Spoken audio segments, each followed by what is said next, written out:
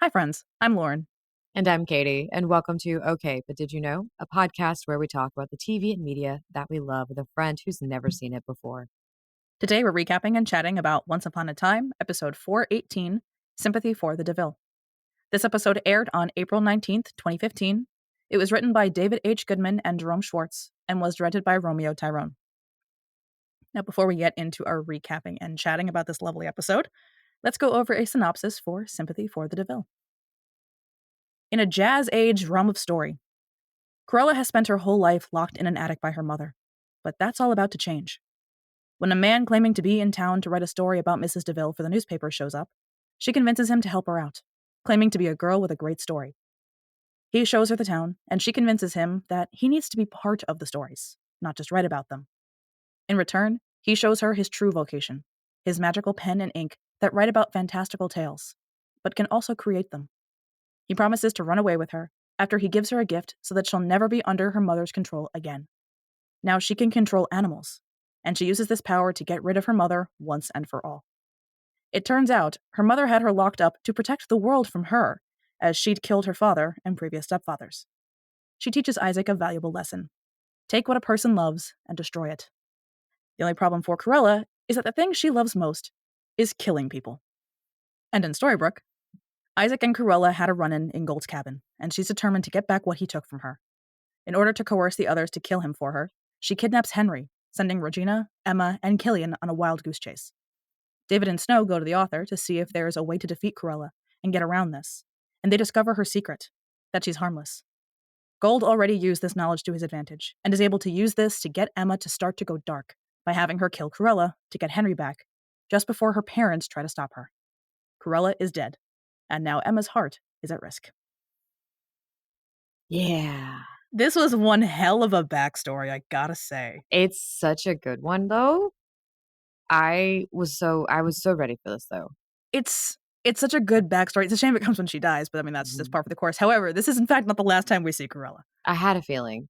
Well, we're going to the underworld. Yeah, exactly. Like, as soon as that happened, I was like, we're going to see her again. Yeah. Ironically, it was the Dragon Con from 2015. Somebody asked, oh, sorry, Vic, because Cruella's dead, but for Marin and Kristen, are we going to see your characters again? The irony is, of the three of them, Cruella's the only one we see after season 4. That's hilarious. Which I love that. But Victoria, I don't think she knew that this is where it was headed the whole time, but I think people asked her a lot, like, how do you feel about dying, basically? And her response is like, it was a very meaty role to really have a character who's really the antithesis of this entire show, which is that evil's not born, it's made. She's a character who is just truly that terrible. And like when you're like the epitome of all things that are evil and you love killing people as a hobby, basically, it's a Disney, so you must die. Like that makes sense. Especially if you're doing that from childhood. Exactly. Like she's a lifelong serial killer. She is. And like I truthfully like fans are split on this being her backstory. I think this makes a lot of sense. I think it's also really compelling that in a show where every villain has the sympathetic backstory, that something happened to them in childhood or their early years, their formative years that made them who they are. You really can't give a sympathetic backstory to I only wish to have a coat made out of puppies. You really can't. I will say, not from the puppy standpoint, but like Dalmatians themselves tend to be actually more violent. Like when people are all worried about like a pit bull or a Rottweiler or something like that, like I think it's statistically Dalmatians are actually even more violent, especially towards children. I would believe that. Like I've actually seen that most people are like, no, don't fuck with Dalmatians. Like if you're gonna like, and I'm sure there are plenty of Dalmatians in the world that are not like that are perfectly fine with kids. It all comes down to training and everything. Yeah, it really does come down to that. But like Dalmatians do tend to just have that mood about them. Okay. So like that was the first thing I wrote. I was like, yeah, that checks out actually. The CGI on the dog faces was so bad though, because dogs don't have muscles that do that to their eye. They don't have eyebrows. Their faces can't do that. I thought it was funny. I was like, all right, we're CGIing the dogs. This is like we can't just make them growl. They're really, really evil dogs. And I had a moment of like, oh my God, is it like evil mother, evil stepmother? What's going on here? Like trying to figure it out. It feels evil stepmothery, which they did a really good job with because then you find out, no, it's not the mom, it's her. Yeah. And you're just kind of like, okay. But of course I'm sitting here, I'm like, I love Cruella. I love Mad Emma. Like this is what I actually like. Cruella, I've said this a lot on my Once account. Regina's my favorite character, first and foremost. Cruella is my favorite villain. And it really She's all comes down great. it comes down to that first scene with Maleficent, you know. Good thing I had my brakes, Service, darling. I do hate getting blood on the car. There's still time for that. Tell me about Lily. Sorry, who? My daughter, Lily. You told me she didn't survive the trip to this world. You lied. Perhaps I did, but there's an explanation, of course. You see, I'm a really terrible person, and I left her in the woods to die. Yeah. You did what? Don't be so flabbergasted. You know I'm not mother material. Like, that is exactly who she knows exactly who she is. She is not wired to be better. She doesn't try to be. She's not pretending. She's not like saying to anybody that like this is I'm gonna try and be a happy ending, whatever. Like quite literally, she's like, and I took that dragon egg she was in. Oh, the magic helped us stay young. Wonderful thing. But the little brat, like she doesn't care, and I love that about her. And she really is just about the fun of darkness, and yeah, I gotta admire that. I gotta admire the self-awareness. Mm-hmm. Speaking of self-awareness, I wrote down the line, and right there, that goodness is exactly why we did what we did. It was worth it. And I just said that was what I decided to text you. Gotcha. Yeah. I went, Snow, what the fuck? Because for you guys don't know, but as I'm watching this the other day, I texted Lauren as soon as this happened. Like I paused it and texted it to have full attention on the issue of Absolutely. To text Lauren and tell her Snow is fucking insufferable. Because she is. Because she is. Mm-hmm. Like we're actually to the point. Emma knows they sacrificed a child for her goodness, and still it's at risk anyway, because it's still at risk of if she'll be good or evil, whatever. And still Snow is like, we did the right thing. Like, no, you dumb bitch. No, you did not. No, you didn't. I cannot wait until the season finale for a multitude of reasons. I think truthfully season 4 I think is my favorite season finale of the entire show. I think it's just that well done. But Does also it destroy me like the other ones have? Not necessarily destroy. It's really, really compelling the way they tell the story. But Isaac says exactly how this season is going to end in this episode, and I thought it was really well placed. Okay. I won't say what he said, but he said something that is exactly how this season ends. God damn it. Let me go back and watch. Like, and I already knew that Rumple's heart was fucked, but actually seeing just how fucked was definitely interesting. I did enjoy that. And then, of course, not knowing anything yet, I was like, please let this be for Regina and not Belle actually going back. And then I'm having my oh shit moments. I'm like, Lacey, is that you? Will is just such a better kisser than you is such a good way to get us to see it was Regina the whole time. It really was. And then I'm like husbands, plural. Like it just kept having these like shock moments of like which is good storytelling. If I'm actually kind of like, wait a minute. Yeah. It's a good storytelling because if I can see it coming, and so of course that's when I'm starting to pick up on that he's already the author, he's helping her and all those things. But then I really did have the moment of she just pissed off the mommies. The mommies are angry. Yep. I like angry mommies. I don't remember because I never had a BlackBerry. Can Blackberries watch videos like that? I have no idea. Because Regina has a BlackBerry. Because Regina has a BlackBerry and Emma has what's supposed to be an iPhone. I think you could. Yeah, I just don't remember. I was like, I don't remember because we never actually see the video on Regina's phone. I don't think we just on Emma's phone. I'm like, I don't remember if Blackberries can do that, but if either way, cool. It worked for that, thing of like Storybrooke being there, but a little behind the ways because Emma has an iPhone because she's been in the land without magic, so she's a little more up to date because this is like 2013-ish. Blackberries are kind of on the way out at that point.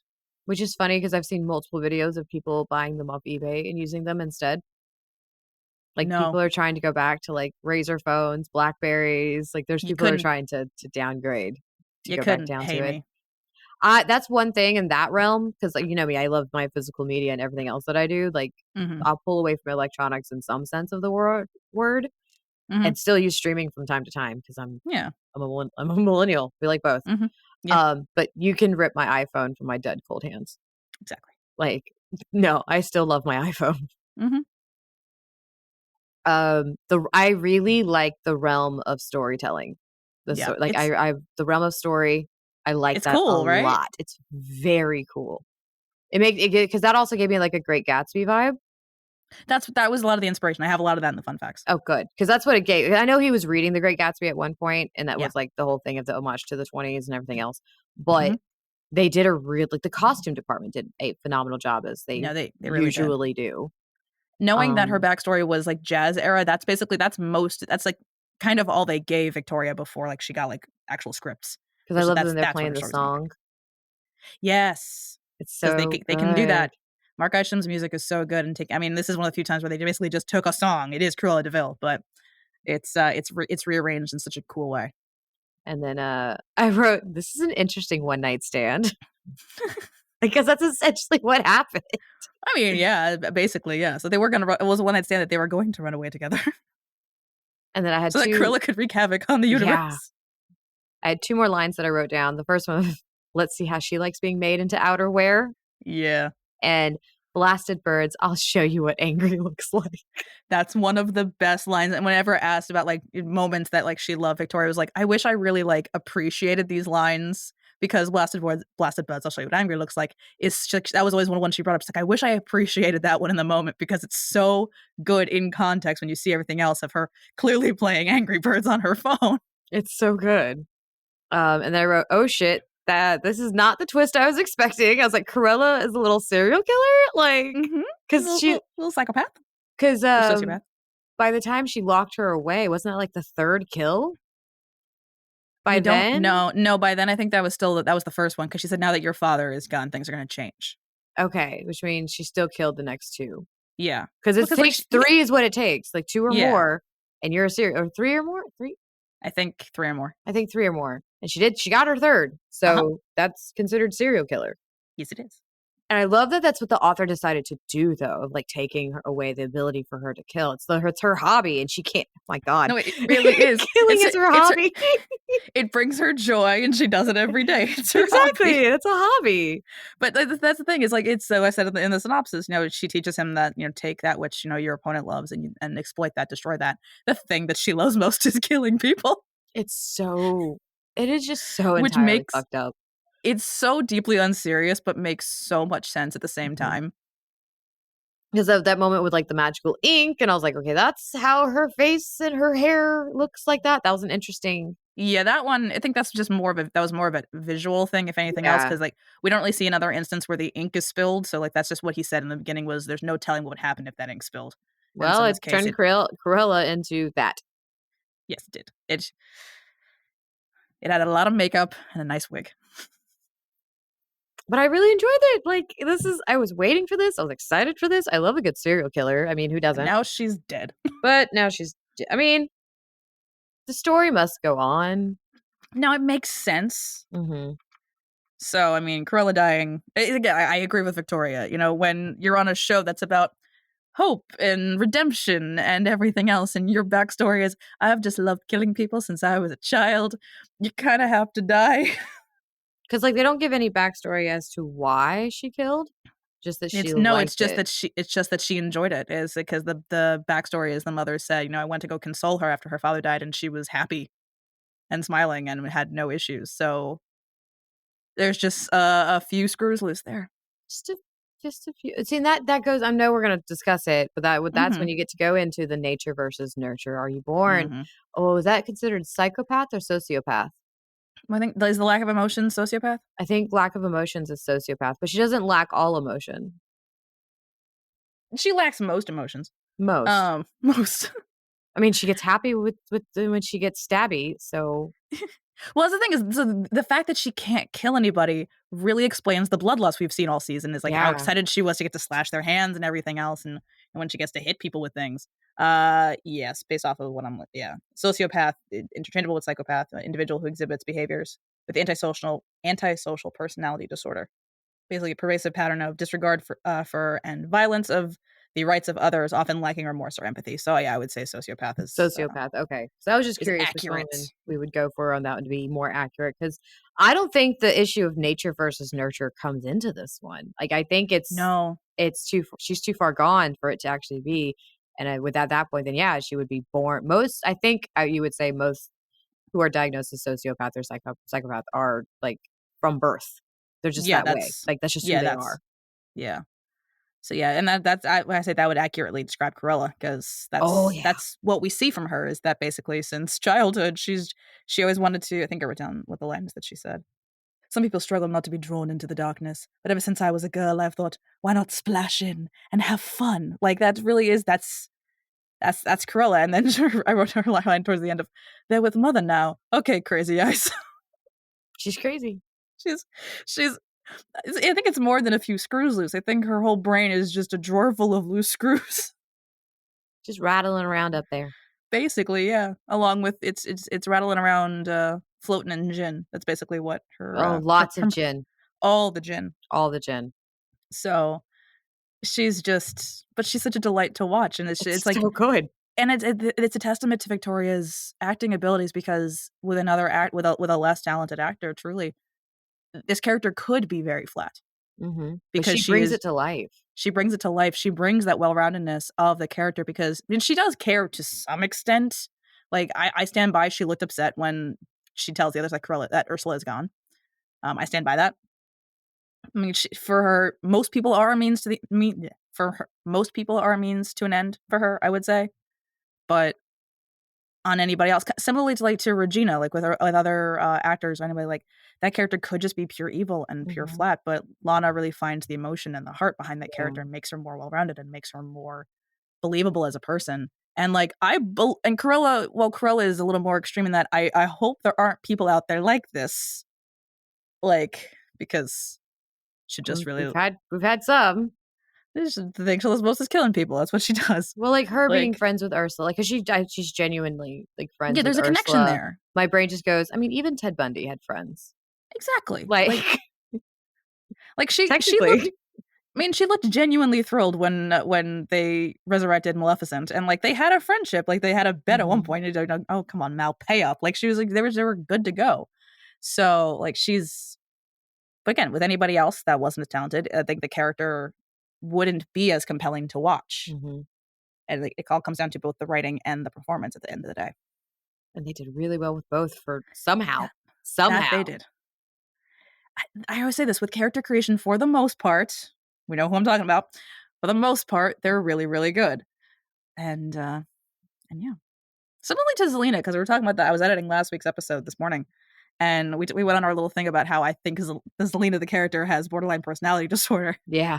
Which again, with another less talented actor, I think Zelina would come across a little too unhinged. She's very unhinged. I'll give her this. She's very unhinged, but I love watching it because exactly the actress does such an amazing job. The unhingedness of it pulls you in versus kind of puts you off, and it makes that makes a big difference. And it's really interesting as we're going through these arcs because we just, after going through the Frozen arc, you've got this very quiet, soft-spoken villain that actually has like you have an understanding as to why she is the way she is. Yeah. And then we just go straight into Cruella de Vil, sociopathic serial killer. And Ursula with daddy and mommy issues, like all these things, and I'm just kind of sitting here like, it's oh man, what's the word? The dichotomy. Yeah, honestly, the dichotomy of it, but also it's oh my god, just ignore my brain. It's the dichotomy of it going from back and forth into whiplash. Yeah. It's like the whiplash of like, oh, it's nice and calm and angry to what the fuck is she doing? Well, I guess that's the difference between freezing to death and like being like incinerated with a fireball. Yeah, I guess that is the difference. Freezing to death is a little calmer way of going. Calm and quiet, and you just fall asleep. Yeah, you just fall asleep. Yeah, honestly, like if you're gonna freeze to death, most likely you're gonna fall asleep before you ever actually like feel anything. Well, you'll feel pain from being cold, but yeah, once you reach the point of falling asleep, it's just you fell asleep. Exactly. Fireball's a little bit different. A little different. A lot of screaming. Yeah. Well, it was Victoria that said like she appreciated the dichotomy that was, in the first half of the season you had like the 20-year-old women, like 30-year-old women, and like again they're soft and they're sweet and they're nice. Then you come in and you have the 40, 50-year-old women and they're dark and they're evil, and like it's like that's just what happens when you age. Honestly. I'm already at that latter stage, so I just I'm now being told by plenty of friends now, I'm just so short that I'm closer to hell, so I'm meaner. There you go. And I'm just gonna run with it. So now I have that reputation, like even at work, and I'm just like, you know what? I'm just gonna run with it. Yeah. So I have a lot of fun facts, weirdly, and I'm very excited. I think it's because this one had audio commentary on the Blu-ray, so the wiki had more stuff, but I don't have access to that, so I couldn't listen to it. But I also have some things I pulled from the commentary from 401 because I think I said around 401, they recorded that had to have been when the season was over because throughout the entire time they keep talking about Cruella dying. I couldn't have told you anything. I couldn't have told you any of that stuff because like that's why I said like I had to keep pulling stuff from the 401 commentary for the rest of the season. That's crazy. To do that in the beginning, like what if someone really is watching through for the first time and they go, "Oh, shouldn't have watched that." Yeah, I mean, to be fair, I don't really know why someone would watch it with commentary for the first time. People are weird, man. This is true. This is very true. So I found this interesting. The woman that played Cruella's mother, Anna Galvin, is only 5 years older than Victoria. I thought Oh, Victoria was wow. actually older than her, but she's only 5 years older than her. They did great with the makeup then. And they did a great job. Millie Wilkinson is the actress who played young Cruella. She was on Once Upon a Time in Wonderland previously. I will not tell you who she played though, in case we actually watch it. Let's see if that happens. We'll see. Well, we got you want to listen to Laura and be forced to watch Once Upon a Time in Wonderland against her will? Join the Patreon. We need 50 patrons for consecutive months. How many are we at? Last I checked, it was like 16, 17. 16. All right, guys, please come join the Patreon. I promise it's not expensive. It's $1 a month, guys. I really want to make Lauren do this. Do this for me. I mean, you get other things. You get like you get to watch Katie react to the bloopers. The book club if that's what you're interested in. We do monthly special videos for Patreon that is not at all edited. Not at all. It's pretty free range. We just go for it. Yeah. In an early version of the script, I thought this was hilarious. Cruella and her mother were part of a dog psychic team. I like the training better. Yeah, I think it made more sense. Obviously, the episode is named after the Rolling Stones song, Sympathy for the Devil. Makes sense. The club that they go to, Murray's Club, we're talking about like the Roaring 20s, was a real nightclub on Beak Street in London, which opened in 1913 and closed in 1975. Wow. Which also works in with the in-universe song that we hear that is Cruella de Vil. Mm-hmm. They call it the Toast of Beak Street. Ooh, I like that. I loved that. That was such a cool connection. This one also I really appreciate because this is actually very cool and a very, very small detail.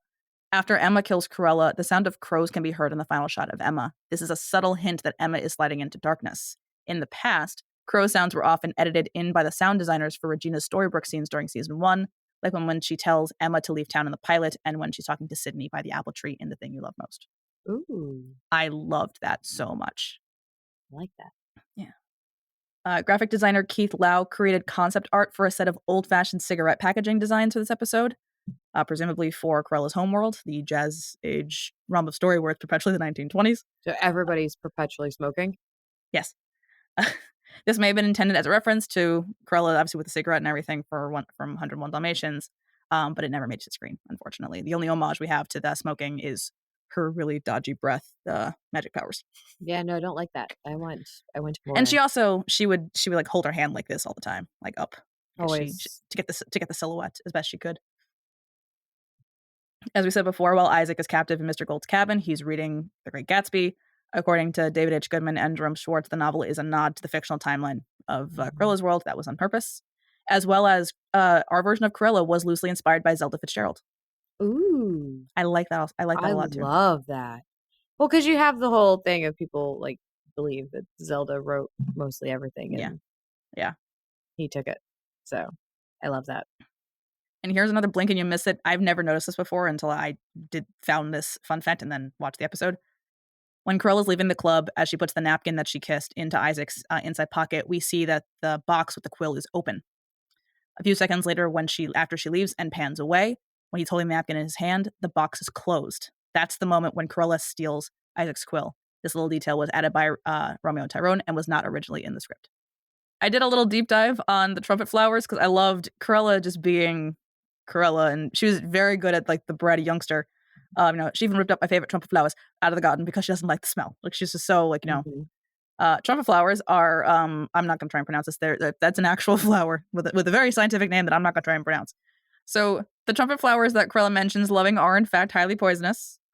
The effects of ingestion of either the seeds or the leaves can cause paralysis of smooth muscles, confusion, tachycardia, dry mouth, constipation, tremors, migraine headaches, poor coordination, delusions, visual and auditory hallucinations, mydriasis, I'm not saying that right, that's pupil dilation, rapid onset cycloplegia, also not saying that right, it's more things to do with your eyes, and death.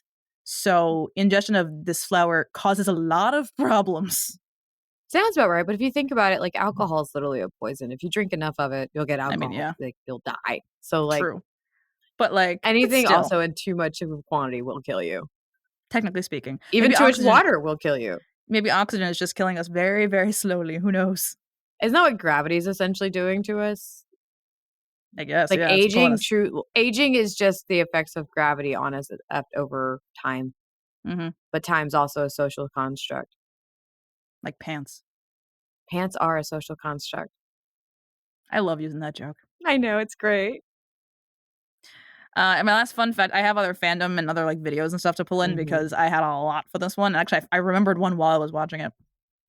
But the last fun fact that I got from not my brain was the house where they filmed Cruella's home. So the attic was a soundstage. That was a set that they built. Okay. The rest of the house, exterior and interior, was an actual house, as the Casa Mia Mansion in Vancouver, and that is used in a lot of TV and film production. So some examples that I pulled out are Psych, Mhm. Supernatural, iZombie, Lucifer, iZombie, really? Arrow, iZombie, Oh my god. Lucifer, Arrow, Legends of Tomorrow, and additionally, it was featured in the 50 Shades Darker movie. Ew. I mean, yeah, but either way, it's I will never read or watch I that know. series. Nope. No, I know. This isn't tied to any part of the episode. I just thought it was funny. There's a bit in one of the Dragon Con panels, because they're women, they're adults, they're doing their thing, and Yeah. they're cursing throughout. And then there was at one point because they can't really see the audience because it's all dark and everything, they can just hear the voices. And so they do someone's question, and it's this little tiny child's voice, and the instant regret on all their face, they're like, "Oh my god, we're sorry for all the cussing." And then she's got the sweetest question. It's just like, who's your favorite villain except for the one you play? Victoria is the funniest one because she's like, "What's yours? I want mine to be the same as yours."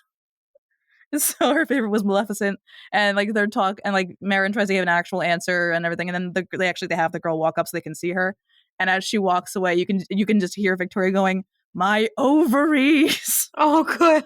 She's like this she's like a little 10-year-old kid because they ask her how old are you, and she holds up her hand, and then Victoria just goes, "Me too." Oh, that's so sweet. Which again is that's what I said kind of earlier in the season. I love the dichotomy or just the range that people have, obviously, of I love when actors who are parents play characters that could not care less about children. Yeah. Cruella included in that list of Cruella. She spends a lot of time with Henry, I gotta say. Not just the kidnapping him, but I'm laughing just because in I'm kinda general. like that, though. She spends a lot of time with Henry, but she really kind of hates kids. But you have Victoria, who is a mother of 3. Like, I'm nice to kids, but when they're running around and getting on my nerves, I'm like, "Where are your parents? Go Yeah, away." exactly. Go somewhere In else. my defense, I'm a bartender, though. Like, why are kids coming running around me? No, that's also true. That's very, Yes, there's very kids in true. the vicinity, but they probably shouldn't be running around a bar. Yeah. But in the 401 commentary, because you're saying before the kind of the look, the Mhm. mad Emma look the entire time, Eddie at one point had said that the look that Emma gives after killing Cruella is one of his favorite looks ever. It's dark Emma. It's She very, does a great job. and we're now kind of going, and I make this joke.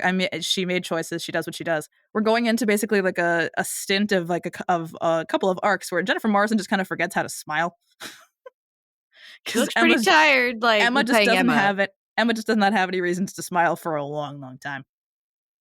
As long as But Killian doesn't fuck up, we're good. yeah. But they kept spoiling Cruella dying in the 401 commentary. Literally, the very end of it was Eddie said, "Enjoy the rest of the season. Cruella dies." Oh my god. And in the scene when Emma, Regina, and Killian are all in the forest, they're talking to Emma about possibly forgiving Snow and Charming. Regina says, "No, a long time ago, not too long ago, your mother gave me some advice. She said I had to believe that I was worthy of forgiveness, that I had a chance at grace." Those are the exact words that Snow said in Oh, 408. Both okay. both this episode and 408 were written by David H. Goodman and Jerome Schwartz. They do pretty good, I'm not gonna lie. They keep their own They continuity fairly Yeah, well. David H. Goodman has a hard time remembering how powerful their magic users are. yeah. But together, they get their continuity actually pretty good, which I find really interesting. Which is needed because there's times where just like with continuity's out the window. It's gone. Yeah, Doesn't exist anymore. A little bit. But I do love that opening scene with Cruella and Mal, which I recited most of before, but it ending with people always underestimate a girl in diamonds and furs, don't they? The fact that she can use her power to control Dragon Mal. Someone at a convention asked the very smart question of if she can control Mal in dragon form, could she control Ursula's tentacles? You see where I'm going with this. I do. Because Victoria's response was, perhaps that's how they met, darling.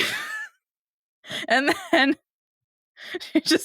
the three of them just break down, and you have Vic, she just like puts like her forehead against like marriage. It's just a case of all three like, and we've lost our jobs. I mean, they're all off the show at that point, but still, it's a case of like, they really asked the right person that question. Remember my one night stand joke from earlier? Yes, I do. It's very fitting. It's very fitting, but they did such a good. It's just, I love. There's a reason why I watched these 3 women at convention, like those videos, not just because I enjoy the season, which I do, but like they just, the 3 of them have such a good rapport together. They come up with the best questions possible, the best answers possible. And actually, I think I was listening to 417 last time, and you said the thing of like, I want Cruella and Zelina on my screen. And I'm like, I hate to break it to you. Yeah, right. Like immediately, it's like, no, you not don't happening. Get that. But the video is off YouTube, but there's a GIF set I think I have of it. I think that it's not, the GIF set isn't of Victoria's answers to questions, but it was Rebecca Mader, Victoria Smurfit, and an actor from season 6. And they were doing like, it was the Creation Entertainment conventions that actually one of the ones that I'd went to, just not that specific convention that I went to. Because they did like these like specific panels for like certain levels. Like if you bought like a gold weekend package, you get access to special panels and stuff like that. Gotcha. And the gift set is mostly Bex drinking water just before someone asks a question and then choking. Sounds like my life. Or just after someone says something. Because at one point, one of them says, they really like to watch people give birth on Once Upon a Time. And that's the first time she chokes. She's like, listen to the question or the response before you take a sip. So you have the 2 of them interacting. But at that panel, I do remember the video, but I haven't been able to find it. I think it's because someone took it off. Whoever had it took it off YouTube. But gotcha. Someone asked Victoria. She started to ask Victoria questions. She went, "This one's for all of the Supercorp fans out there." And Victoria immediately went, "Oh, you're gonna ask me about kissing Katie, aren't you?" Because she kissed Katie McGrath on Dracula. Yeah. And so she goes, like, she just immediately knew where the question was going, and she just went, "Okay, here we go." And so she answered the question, and she was like, "No." Basically, we're just like, told the whole crew, just turn it on. We got it. We're good. We're gonna go. And they were fine. But she's such a fun person to watch. I just love listening to her talk, basically. I mean, how could you not? The accent also helps. The accent helps a lot, but she's just also so awesome. Yeah, she's just genuinely a very kind woman. I can say that because I have spoken to her for far longer than I was allowed to. That's okay. We're able to use that now. The best story ever. And no, it will never be released for public consumption. The only clip that's on the internet because I think you've seen the whole video. I've seen the whole video. But the only clip that I ever deem okay for public consumption, because I think I sound like a normal person for like those like 3 minutes, is on our TikTok, I think. Okay. If it's not on ours, it's on my once one, and I can always repost it when this one goes out if people want to see it. And we can post it onto the Instagram too for the fans over there. Yeah. A video of me talking to Victoria Smurfit about dating apps. It's okay. Maybe we can get her attention. She'll share it. Maybe. One day. One day. In the future. It was very, very, it was like 4-year-old video. 3 years from now. Someday. Somehow. I do love that with the Regina, her tactic of getting one up on gold. It's implied, they never explicitly say what it is, but it is implied that she got Belle's permission to take her heart. Yes, that is very much implied. Because when Belle asks whenever the conversation happens of like, what can I do to help? And then you immediately see that happening. I'm just like, okay, this is not Belle returning. And I know, I mean, you've pretty much hinted at that will happen. Yeah. And I'm just know that will be a very angry day for me. I know. I'm going to be pissed. I'm aware. It's okay. You're allowed to. You're in good company. That's true. But I finally found, like, that's the thing. I have not, with this conversation, we've always talked about, like, wanting to find, like, my favorite, a good Beauty and the Beast retelling. While the book I just read is not a Beauty and the Beast retelling, it is inspired by Beauty and the Beast, and it was actually good. There you go. So I'll take it. It's possible to do it. The Forgery of Fate by Elizabeth Lim. I would hesitate to say, or I wouldn't hesitate to say, 'cause I'm going to say it right now. In some ways, Say It Out Loud is kind of a Beauty and the Beast retelling. It little is. bit. A little bit. We have the Which elements of. we got to actually sit down and talk about that. Yeah, for your Patreon and your YouTube. I still haven't done that. Because, well, by the time this is out in September, for reference, we're recording this in June. By the time this is out, though, my dragon book will be out in audio as well. In theory, by the time we're done recording this, I should be be back to editing it. Maybe it'll be ready to go tonight. We'll see. Maybe we'll actually have the covers for the other thing too. The other thing we're talking about. All the other projects that we're doing. The other thing we're doing has a name. We did name it. We named it. We did. Did you put that on the cover? That's all that's on the cover. Oh, okay. There we go. I started that part and then got busy with the kids. I was like, I'll get to that soon. You got the typeface. That's what's it's important. Been a week. We're real professional book publishers here. We've got the copy editor, audiobook narrator, and the cover designer all in one. We're doing a great job. By the time we have this out, by the time this is out in September, it will be available for public consumption. Yes. This should be. We're just probably, knowing us, we'll just leave it up. Yeah, we'll leave it up for as long until I decide that I want to put Elysium up by itself. Yep. Oh, I skipped over something that I thought was funny because in the very beginning. Well, also because last week I think of I found something worth talking about. This one is I love that in that first scene with Cruella and Mal when she turns into the dragon. Essentially, what happens is Kristen leaves. She's done for the day. She's going back to her trailer to relax, just to leave Victoria to act opposite a tennis ball and a stick and a wind machine. Makes sense. She's a great actress. Great. I love that tennis ball. Yep. She's doing a lot of work with that tennis ball. Why? Why does my brain do that? I can't help it, but also just know we're very close to the 20th episode of this season. At no point will I be calling it the number that's going to make you laugh, because we will never be able to get through anything with a straight face if you do that. You're acting like we get through anything with me having a straight face. But the amount of times, like me just saying 6 and 9 was like the amount of times I had to go through that one. I'm not doing that to myself again. I know you too well. This is the problem. I'm literally going to implode. I know. I do love the line though. Enjoy the upper hand while it's still on your wrist. Oh, good one. That was a very good one. But I was going back and forth on this because obviously with Ursula's backstory with her, we have a younger actor playing that role, which I think made the most sense. In this case, I think if there was a younger actress playing Cruella, it would make the burgeoning romance with Isaac seem strange. I have to agree. Isaac's too old for that. Isaac's too old for that. It wouldn't fit appropriately. And I do understand. I think Victoria's the first one to make the joke of, I think they use more makeup to make me look like young Cruella than they did for regular Cruella. But with this relationship, since that's part of it, is that twist of Cruella seemingly being innocent but really not. It wouldn't work with a different actor. It would have to be Victoria. At least it need to be someone roughly her age, which again, because her and Patrick are about the same age, give or take. They're close in age. I read an article one time, I think it was like 2 years ago or so, that was about like the age disparity in like romantic relationships in media, and like the person that was like they're really calling for closer age parity because like it just makes for more compelling stuff to watch and more interesting stuff to watch, and it makes the chemistry so much more natural if the people are of the same generation. Whereas more often what we see is a man who is much older than a woman playing love interests in anything. Have you seen this trend though that people are doing? The age gap trend? No. So I've only seen they're showing their age gap. They're showing their age gap, like actual people. I saw one person that she was like born like in the early 2000s and her husband was born in 1949. Like there's been some really bad ones. I don't have the actual ones coming across my FYP. I only have the ones where people are stitching it and like doing the math to figure out how many years. I've seen like 35, 45 year age gaps. But the problem is the females, the young women, femme presenting people are all like 20. Mm-hmm. And then it's like, this person's 35 years older than I'm like, I'm worried. No. I'm stressed out. Yeah. Like I make my jokes, but like truthfully I have a limit.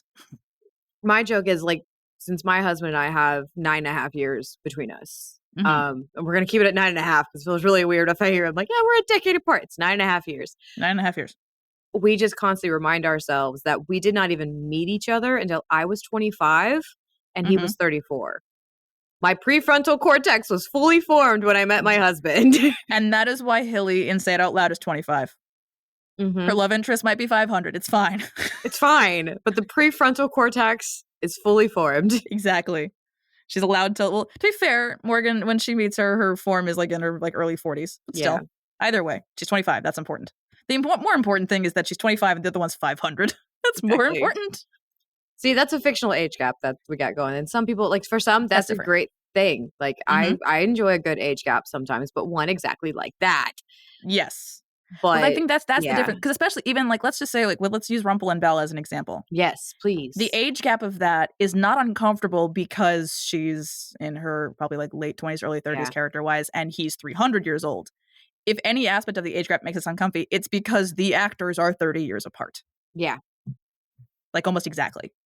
Just crazy. I just can't imagine a 30-year gap. Like, no, I don't. Just my 9.5 and people are side-eyeing a little bit. And I'm just like, we met when I was 25. I already had a child when we met. Like, ours is the least creepy version of this in the world.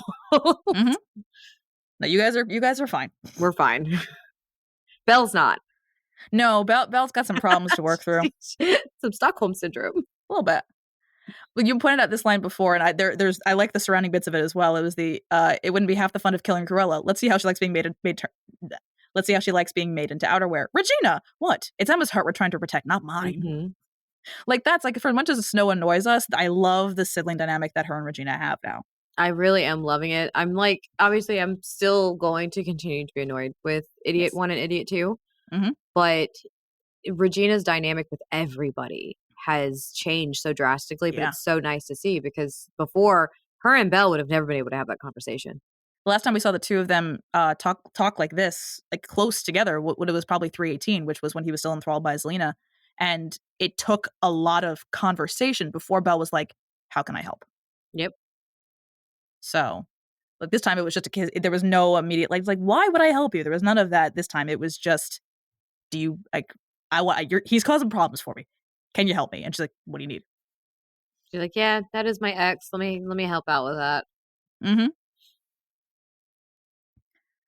Forgive me if I don't take advice from a woman who held a grudge for 30 years because a 10-year-old spilled a secret is also one of my favorite lines. I love that. It's so good. I have my little rant about what this could possibly mean for Emma at the end of the day. So before we get to that, though, I would say we have also my last line first before these stats is, I told them a new command, kill. Just it's so sinister. The reveal is so good. It's so good. Of how we see like the fruition of that. And you don't see it coming. You really think she's in like an abusive situation, like a Rapunzel situation. She's not allowed out by like her evil mother or whatever. Yeah. But in reality, it's like, no, the mom's just doing everything she can to keep her away from everyone else, which sucks though, because like obviously there's a good age gap between mom and daughter. So regardless of that though, like one day Cruella would have been out.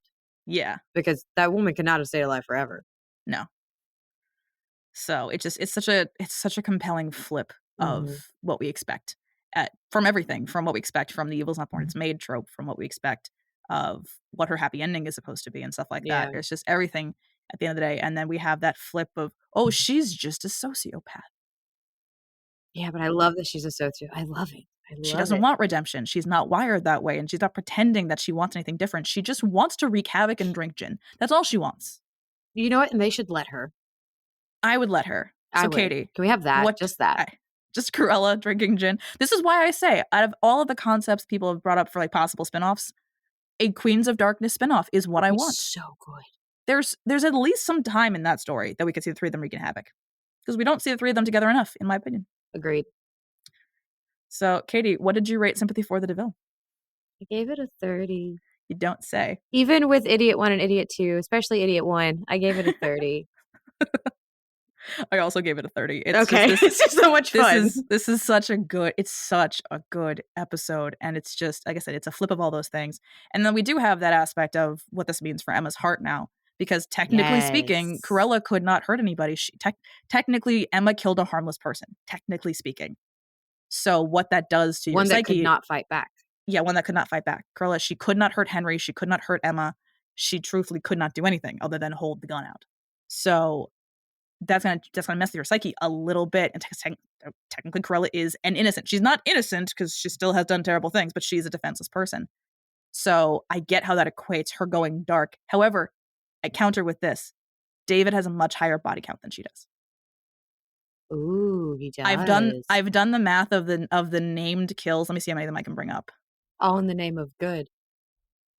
And that's what he's always done. Is like, it's like some of them deserve it, some of them not so much. But still, it's a case of, I gotta find this. I haven't gone to this page in a long time. I'm really enjoying this narrative, like what makes good and evil. Like that's such a good way of keeping a show moving and really talking about things. Mm-hmm. Because if you look at Disney, yes, all of Disney is inherently, it's always about the inherent good versus evil. Like 9 times on 10, like for these types of movies, it's good versus evil. It's the entirety of what Marvel is about half the time. So like seeing this now, even though it's as old as it is very, very fun for me because I love these conversations. I love like the looking into the brain and figuring things out like that, the nurture versus nature and all those things. It's so much fun. Yeah. So most of the kills that we've seen for David on screen have been like random guards, which again, they're just doing their jobs. They're just doing their job. We gotta kill them. But so throughout the series, I can only tell you about one of them because the rest of them haven't happened yet. But the only one that we've seen so far is the Siren from season 1. Yeah. But throughout the series, David kills 5 named characters. But he's supposed to be good. And in some cases, I could say some of them are self-defense. Some of them is a little wishy-washy. I mean, he is idiot too. Exactly. So, and I do that specifically because the idiot 1 and idiot 2, because he just does whatever the fuck Snow tells him to have. Oh, absolutely. So he is not the instigator. She is. No, 100%. No, he is idiot 2 in that scenario. It's just it'll be interesting to see how Emma wrestles with this now kind of imposing because it's a little placebo effecty. We've seen some of that throughout the season. These characters are really susceptible to the placebo effect. They're Disney. Yeah, but this, I forgot to mention this before. So Cruella is dead now. Victoria did her best to bring Cruella back to life through the form of ADR. Because truthfully, like someone asked her, like, when they're asking how she felt about it, she's like, well, I did try to keep her alive. Because she like very like in the ADR, she'd do like, because she had to put in like the scream and everything. So she's like, no, I'd go in and go, I'm okay. They opted not to leave that in. Unfortunately, Cruella is unfortunately very, very dead. That's unfortunate because she's really fun to watch. Yeah, but we'll see her come back to life in the Underworld arc in 5B. I'm here for that, though. That's going to be such a fun episode. I cannot wait for you to see her inclusion in 5B. I can't say anything. I know, because I already know what happens with,